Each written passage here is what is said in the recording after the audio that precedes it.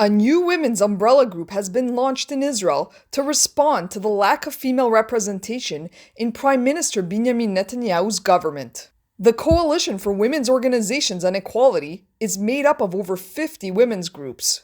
Out of the 32 ministers in Netanyahu's cabinet, only 6 are women, and 2 of the parties in his coalition, the ultra-Orthodox United Torah Judaism and Shas, count no women at all among their ranks. By contrast, a third of the ministers in the previous government were women. Members of the newly formed Women's Coalition are here at the Knesset, the Israeli parliament, to make their case.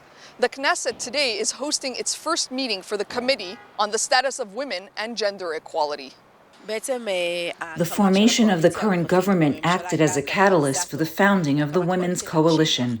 We're made up of over 50 organizations, and new ones are joining us all the time.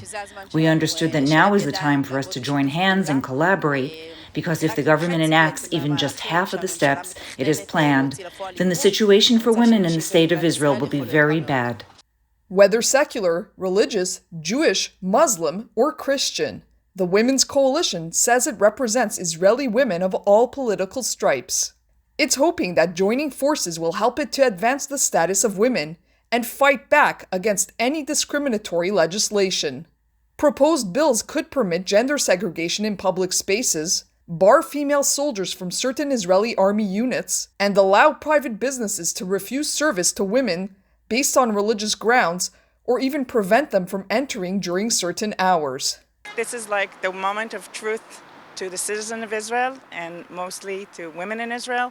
And we think that we have to join forces and to work together. So they might, as I said, take back the status of women in Israel related to a family law, related to domestic violence, related to many things. And we're not going to let it happen. The current 120-seat parliament consists of only 29 female lawmakers, while 91 are male. The Women's Coalition aims to push for new laws that would change this, by requiring that parties have a quota of female members in their lists. Legislation needs to be enacted so that every party will have at least some kind of female representation.